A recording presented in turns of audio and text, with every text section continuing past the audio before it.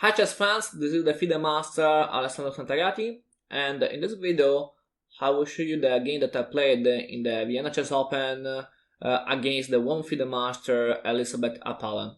I played as white. This game was King's Indian, and I played knight f3. She played knight f6, and I played d4. g6, bishop c4, bishop g7, knight c3, d6, e4, and now castle, bishop e2, and e5. This is the main line about the King's Indian, and after e5 there are a lot of variations that white can do. One is, for example, bishop e3. Another option could be d5, the Petrosian variation, maybe d takes e5, the exchange variation. So there are a lot of choices that white can do here. I prefer to play castle, and it's the main variation. And after that, she played knight c6, d5, knight d7, and now I played knight d1. It's very important that when we play a position like this, we must focus attention about the center, because after the push d5, the center is closed, and now it's very important to pay attention about what could be the plan.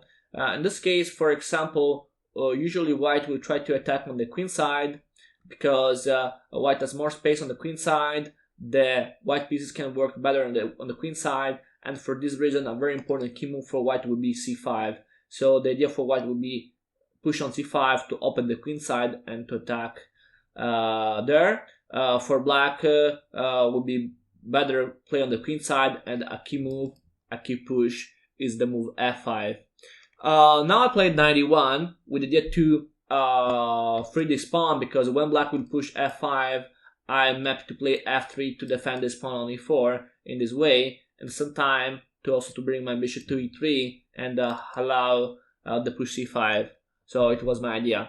And now black played knight d7, it's the main variation, and now played bishop e3, f5, and now f3 is very important to allow bishop f2, because in theory now the black threat could be play f4, and now my bishop is without squares in this diagonal.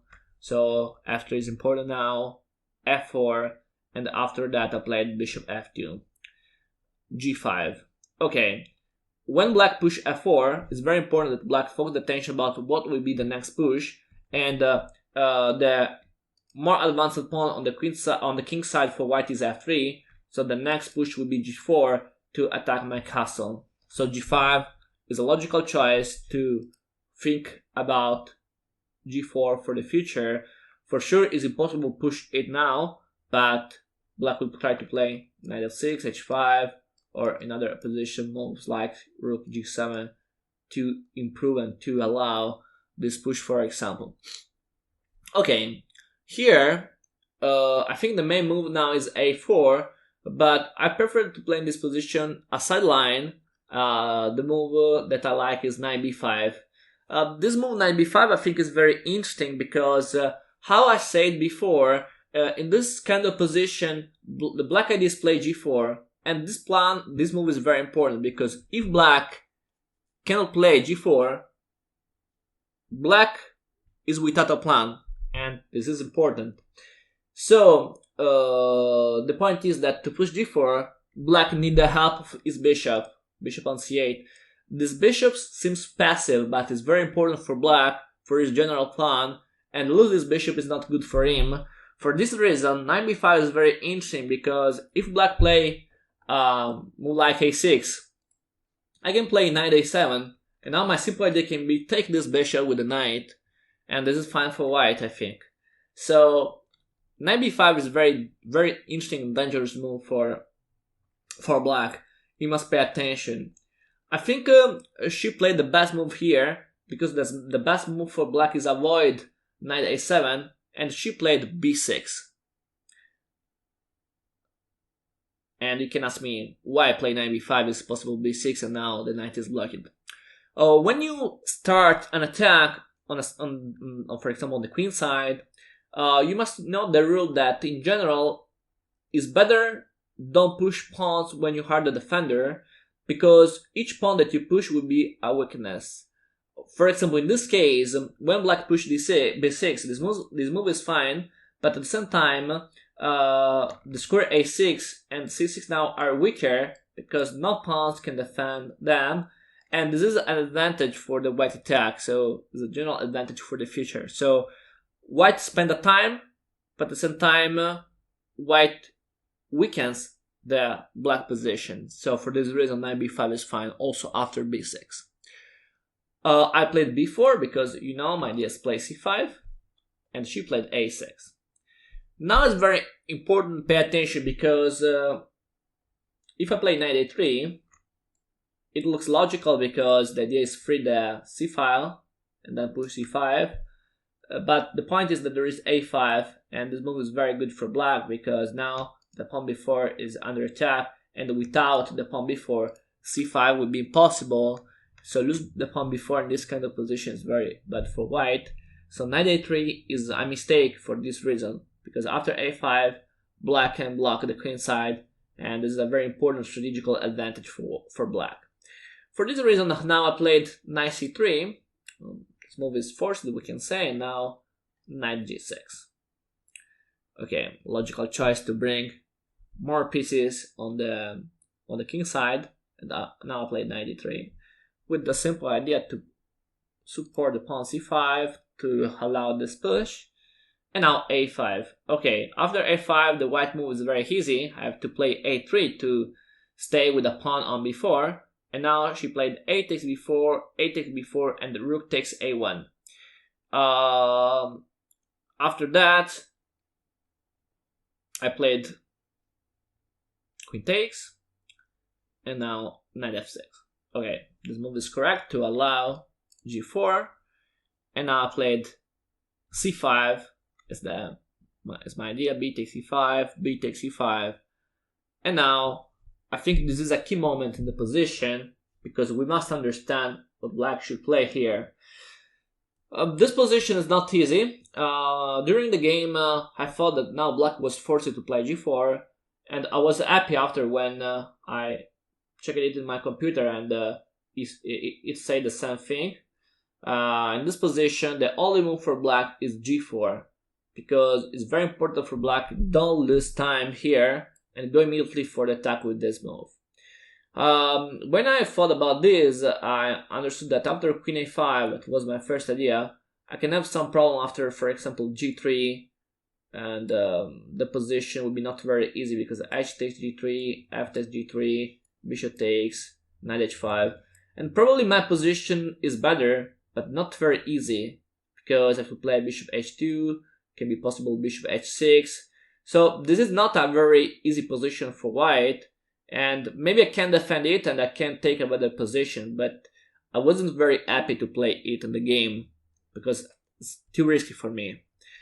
For this reason, I think that if black plays g4 now, my first idea was play simply f takes g4 and take an easy position, maybe equal but easier for me, and in which, okay, I can easily defend my king. So it was my best idea here. So now it's important to play g4. In the game, she played h5. The idea is support the pawn, but the point is that black is without enough time to support this pawn, because now there is immediately queen a5, and this move is very strong. Why this move is very strong? Because when you play the King's Indian as black, and when you play the Mar del Plata variation with this pawn structure, you must know that your attack can be very interesting and also very strong if you play well. But if you trade the queen, your attack is finished, and that game is better for white. So queen a5 is very strong because, okay, I make pressure against c7, but it's good, but the real threat is trade the queen, because if I can trade the queens, the endgame will be better, and for sure only white can win this endgame. And it's very hard for black to defend this position. So queen a5 is a very strong move. Black tries to play g4 and I go to trade. C takes, queen takes d8, and after rook takes, I go in this very nice endgame in which my position is better because black has this weakness on d6, and now the pawns on f4, g4, h5 is not so good because it's good if there is the attack, but without the attack, Those are only weaknesses, and this is good for me. So I played knight b4 to improve my pieces. She played the bishop d7, and after that I played rook a1, rook c8, knight b5, and bishop takes, bishop takes. Now doesn't work rook b8 because I can simply play rook a5 and I can defend my piece, and then knight c6, and the enemy rook is forced to go away. She played the rook c3. She tried to play in an active way, but probably can simply defend with bishop e1, rook c5, and now bishop e2, because my bishop was under attack, and now my bishop can make pressure against the pawn g4, and now h4. Okay, I think this is a mistake, but it's not easy to understand what black should play. Maybe black should play rook c7 to avoid that I can try to trap the rook with knight c6. Probably rook c7 was the best move here, but it's very hard to play this position for black. So she played the h4, and now played knight c6. My idea is try to trap this rook, because the rook now is without squares. The only square is c2, I think. And I think now black is forced to play rook c2. And probably after rook c2, bishop d1, and the rook b2. Still better, but bishop c3 maybe, rook b7. I force this rook to go away, and now I can try to attack this pawn on this 6. Yeah, I'm much better, but okay, I can try to defend. In the game, probably she didn't see it, and black played bishop f8, and after that, I have an easy move, bishop d3. I block the only square c2, and now I will win the exchange. Knight e7. Okay, now for sure my position is won. Now I think another mistake, because now the only move is play rook takes c6. In this way, black loses the exchange, but take the pawn d. She played this move, and in this way I win. So I don't lose the pawn, so my position is very easy, because I'm an exchange up without pawns up for black. And at the end, I played them in a very easy way, with a simple idea to block the black pieces. How you can see, all those pieces are completely blocked. No play for black pieces, and my easy plan is improve my pieces first. So I bring my bishop to b6, then I bring my last bishop in the diagonal, and only after that I will go with my king to win the game in this way.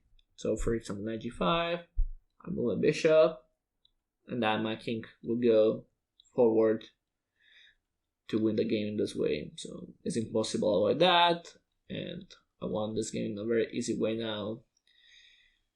Here I made a mistake, because I could play first rook 8, okay, I played it now, and now bishop c7, and the game is completely lost, because I take d6. If I take d6, I can promote the pawn d, and now she resigns, because there is nothing to do for her, and yeah, the game now is completely finished. I played another interesting game about the King Indian in the Vienna Chess Open. I played against the Grandmaster Simon Williams, and he made a very nice commentary in his YouTube channel about it. The only difference is that in that game he didn't play 97, but he played 98. It's an interesting variation. 98 is not the main one, very interesting, I think. At the hand he won, he played very well. So if you like to see it, you can go in his YouTube channel and you can take a look. Thank you for the attention. See you for the next videos. Bye.